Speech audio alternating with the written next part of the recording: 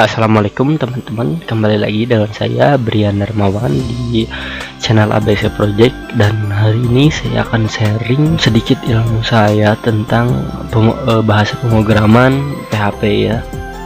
Saya akan mengajarkan kepada kalian dasarnya terlebih dahulu.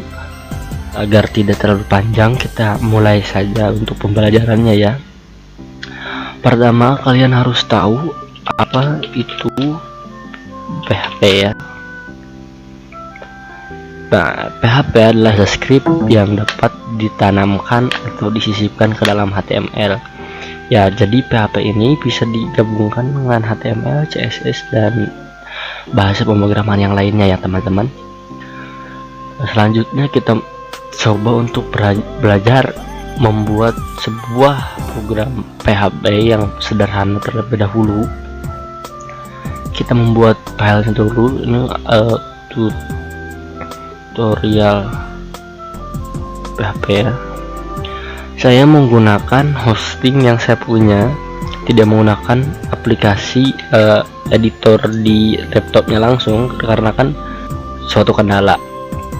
Jadi saya menggunakan langsung di hostingnya. Jika kalian mau mencobanya juga, kalian bisa buka di text editor seperti Visual Studio ataupun Sublime Text 3 atau Atom. Bebas ya, cara itu bisa digunakan untuk text editor website dan juga support untuk PHP-nya. Untuk PHP ini juga kalau di laptop itu butuh local server. Local server ya, di komputer yang gratis itu adalah SAM ya. Kalian nanti bisa belajar di channel lain ataupun di Google bagaimana cara menginstal SAM ya. Saya akan mengajarkan bagaimana dasar-dasar untuk PHP. Kali ini untuk memprogram PHP pasti dimulai dengan kurung buka siku, lalu tentanya, lalu PHP seperti itu. Lalu kita akan belajar apa sih itu variabel. Variabel adalah sebuah deklarasi untuk suatu kata. Biasanya ditandai dengan tanda dolar ya. Jadi setelah tanda dolar, kalian bisa menggunakan kata apapun, misalnya var. Itu untuk variabel itu bebas ya, namanya bisa saja tutor gitu kan, itu bisa bebas aja, kita saja gunakan var aja.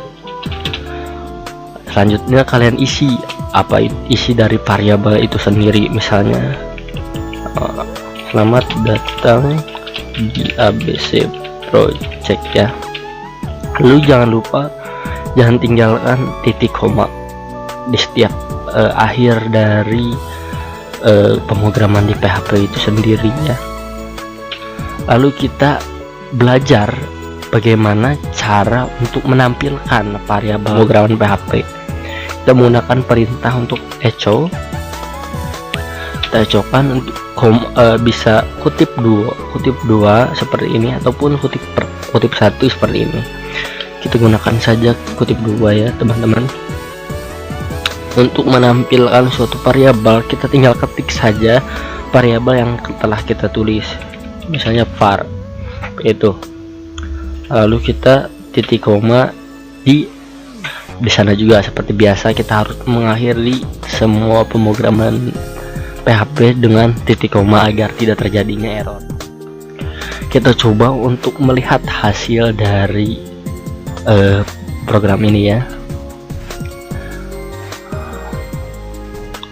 Nah, bisa dilihat di sana sudah muncul isi dari variabel yang kita tulis ya teman-teman.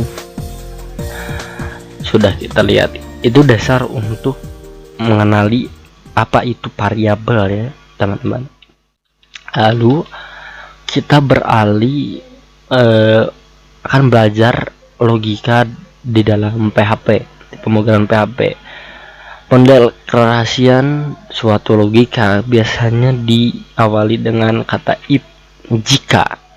Jadi setelah jika, kalian masukkan suatu kondisi, misalnya kita tulis buka kurung dan tutup kurung, Misalnya jika variabel var sama dengan, kalau sama dengan itu 2 kali, jika sama dengan 3 kali, atau misalnya n itu biasanya dengan tanda seperti itu. Dan jika or itu menggunakan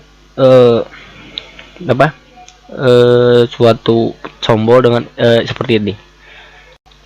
Kita sama dengan selamat datang di ABC Project.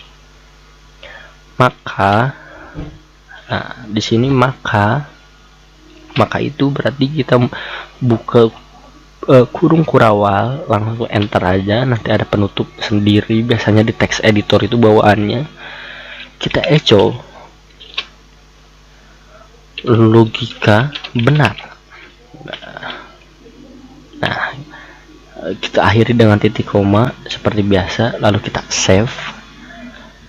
Kita coba lihat hasilnya. Nah, di sini bisa dilihat maka hasilnya itu logikanya benar.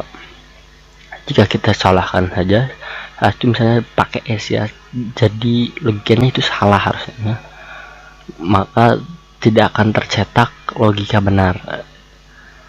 Itu untuk satu kondisi ya, kita buat jika ada kondisinya salah, kita mulai dengan else.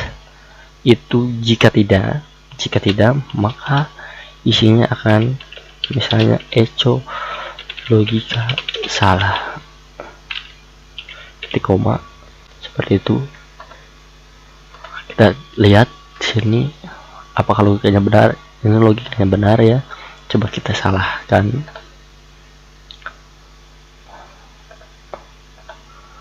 Maka yang akan muncul adalah logika salah seperti itu ya. Jadi itulah dasar-dasar dari pemrograman PHP. Itu saya kira cukup ya untuk saat ini, yaitu untuk variabel dan logika. Jadi kalian sekarang punya wawasan tentang variabel dan logika, nantinya juga bisa dikembangkan menjadi project-project selanjutnya, misalnya untuk membuat login page ataupun logika-logika sederhana seperti yang dibuat di program-program lainnya. Saya kira itu saja untuk tutorial kali ini. Mohon maaf jika ada kekurangan. Wassalamualaikum warahmatullahi wabarakatuh.